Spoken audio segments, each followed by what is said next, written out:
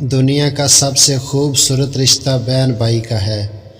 बहन भाई की मोहब्बत का रिश्ता खूबसूरत रिश्ता है। माँ के बाद वफ़ा का दूसरा नाम बहन है। अल्लाह पाक सबकी बहनों के नसीब अच्छे करे, आमीन। दुनिया में भाई बड़े हों या छोटे, बहनों का गुरूर होते हैं। भाई अपनी बहन से चाहे जितना भी झगड़ा कर ले, लेकिन अपनी बहन की आंखों में आंसू कभी नहीं देख सकता। भाइयों के हक में मांगी हुई बहनों की दुआ कभी रद्द नहीं होती।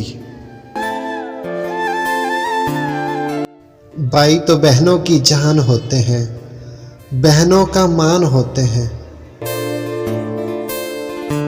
जिनकी दहलीज पर बहनें होती हैं, वो दूसरों की बहनों को धोखे नहीं देते।